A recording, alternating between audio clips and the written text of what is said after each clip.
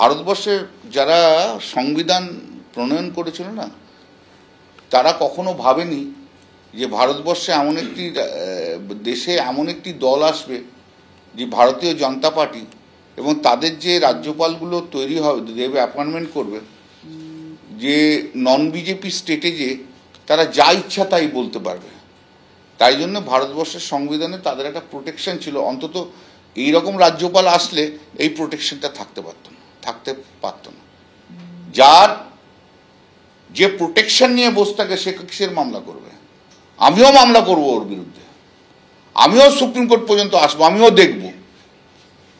দেখব যে প্রোটেকশন নিয়ে বসতে থাকবে, যিনি যা ইচ্ছা তাই বলে যাবেন। প্রতিদিন গত 2.5 থেকে 3 বছর ধরে প্রায় উনি এই হামলা হিংসাত্মক কাজের প্ররোচনা দিয়েছেন।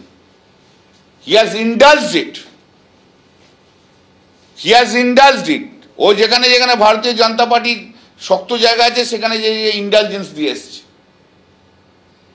আমিও মামলা করব, তারপর দেখব যে শুধু যার প্রোটেকশন আছে সে মামলা করতে পারে, আর তার সে যখন অন্যায় করে, সে যখন অবৈধ কাজ করে, সে যখন প্ররোচনা দেয়, তখন মামলা হয় কিনা সেটাও দেখতে হবে।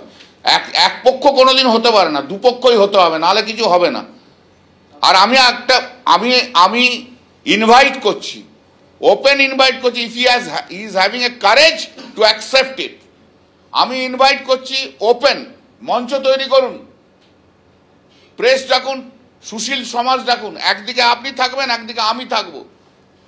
আপনার কাজের আমি সমালোচনা করে যাব যে আপনি কিভাবে কনস্টিটিউশনাল প্রভিশন ব্রেক করেছেন, আপনি বিজেপির এজেন্ট হিসেবে কাজ করে বিজেপিকে কতটা সাহায্য করছেন, আমি সেটা প্রমাণ করব।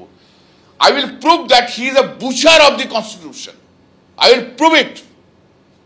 If he is having a courage to accept my challenge, যে প্রতিদিন কিভাবে উনি সংবিধান ভেঙেছেন ওনার সমস্ত কথা বলে, আমি সেটা প্রমাণ করে দেব। সুপ্রিম কোর্ট রায় অনুযায়ী একজন গভর্নর কখনো কেন্দ্রীয় সরকারের এজেন্ট হতে পারে না। গভর্নরের কাজ হচ্ছে দুই সরকারের মধ্যে ব্রিজ তৈরি করা। উনি কি করেছেন? ছেড়ে দিন কেন্দ্রীয় সরকারের এজেন্ট, উনি বিজেপির এজেন্ট হিসেবে পশ্চিমবাংলায় উনি কাজ করে গেছেন। ওনার কারেজ থাকলে অ্যাকসেপ্ট করুন, আমি দেখি। কারেজ থাকলে অ্যাকসেপ্ট করুন, আমি দেখি। এফআইআর, আমাকে এফআইআর দেখাচ্ছেন, ওই কতগুলো বিজেপির লয়ারের অ্যাডভাইস শুনে চলছেন তো, সবগুলো হেরে ভূত হয়ে যায়, দেখবেন আপনারও কি হাল হয়। আর আপনি এরপর থেকে একটা করে ডায়লগবাজি করবেন, একটা করে হিংসাত্মক কথা বলবেন, প্ররোচনা দেবেন ইনডাইরেক্টলি। প্রতিদিন বাংলার মানে থানায় থানায় আপনার নামে এফআইআর তৈরি হবে।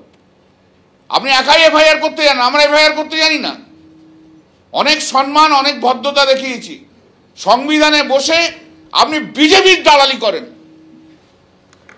সংবিধানের পোস্টে বসে আপনি সরকারের বিরুদ্ধে বলেন, সংবিধানের পোস্টে বসে আপনি প্ররোচনামূলক কথা বলেন।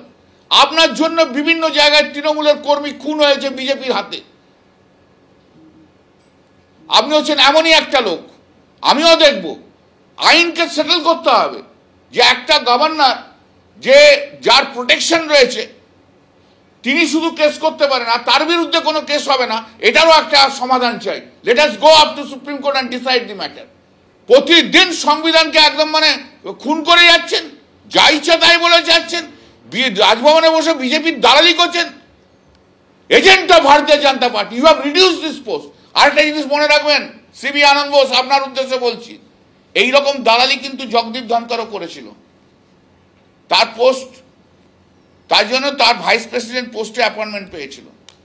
উনি বলছেন যে কলকাতা পুলিশ রাজভবনের নিরাপত্তার দায়িত্বে রয়েছে, ফলে এটা যদি সত্যি অস্ত্র এসে থাকে তাহলে একজন জেড ক্যাটাগরির নিরাপত্তা পান একজন রাজ্যপাল, তার সেখানে অ্যালাউ করলো কি করে কলকাতা? তার লোকজনকে কে গায়ে হাত দেবে ভাই? কলকাতা পুলিশের গভর্নর রাজ্যপাল ভবনের গাড়িগুলোতে কে হাত দেবে?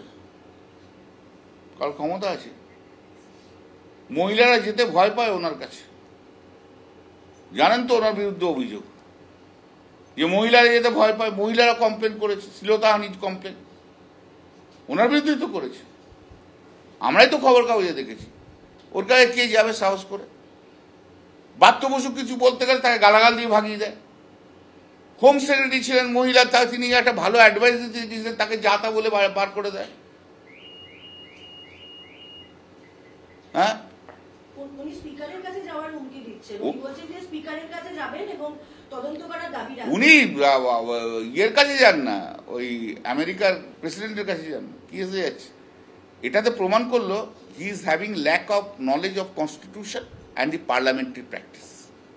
রাজ্যপাল আপনার বক্তব্যের পরিপ্রেক্ষিতে বলছে শেক্সপিয়ারের বক্তব্য তুলে ধরে যে মূর্খের অর্থহীন প্রলাপ, এমনকি বিহারের নির্বাচন থেকে কি সাংসদ ভয় পাচ্ছে? মূর্খের যদি অর্থহীন প্রলাপ হয় তাহলে উনি এত ভয় খেয়ে গেলেন কেন? তো মূর্খ, আমি যদি মূর্খ হই, আমার যদি অর্থহীন প্রলাপ হয়, তাহলে উনি প্রমাণ করতে গেলেন কেন যে উনি আরো বেশি মূর্খ?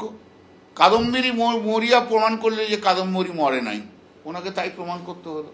আপনার বক্তব্যের পরিপ্রেক্ষিতে একবারে তিনি আজকে ভোর থেকে দরজা খুলে দেন, সংবাদ মাধ্যম থেকে শুরু করে সবাইকে, এমনকি এমপিকেও ডেকেছেন যে আসার জন্য। আরে ওরকম ভাবে ডাকলে কি হয় নাকি? আমি কি হরিদাস পাল নাকি? ও আমাকে নিজে তো ইনভাইট করতে পারতো যে আসুন আপনি আমার কাছে।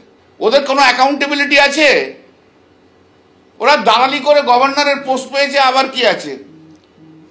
আমায় কাজ করতে হয়, খাটতে হয়, মানুষের কাজ করতে হয়। পাশাপাশি এই যে বিষয়টা তিনি বলছেন যে একেবারে বিহারের যে নির্বাচনের ফল, সেই ফল দিয়ে কি সাংসদ ভয় পাচ্ছে, মানে বক্তব্যের পরিপ্রেক্ষিতে উনি বোধহয় বক্তব্যটা পুরোটা শুনতে পারেন। ওর মাথাটা একদিন ধরে শরীরটা দেখিয়েছিল, এবার ওর মাথার ট্রিটমেন্ট হওয়া দরকার। হি needs an mental treatment immediately. তার আগেই তো আমি বক্তব্যে বলে দিয়েছি, বিহারের রেজাল্টের সঙ্গে পশ্চিমবাংলার কোনো অসুবিধা নেই। বিহার কি বলেছে? বিহারে কি হয়েছে? বিহারে যে সরকারে ছিল নীতিশ কুমার, তাকে ফিরিয়ে নিয়ে এসছে 20 বছর পরও। কোনো অ্যান্টি এস্টাবলিশমেন্ট হাওয়া নেই। তাহলে same formula is Paschimbangla. SIR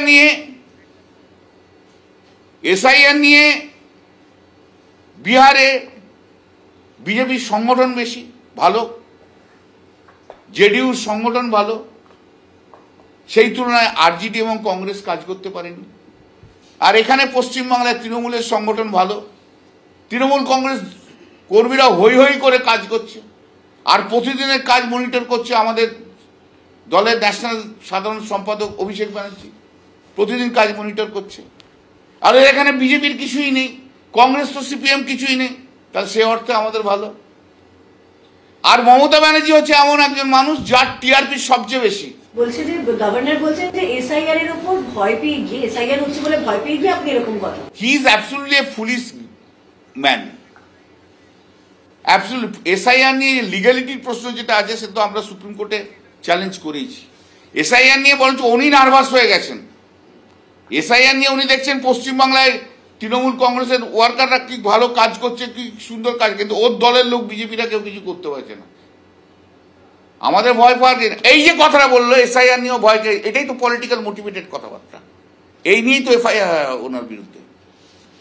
এই যে কথাটা বললো, he is a political motivated minded, it is absolutely proves that he is an agent of the ভারতীয় Janata party. If he has said this, he has himself proved that he has reduced his post as a BJP domestic worker.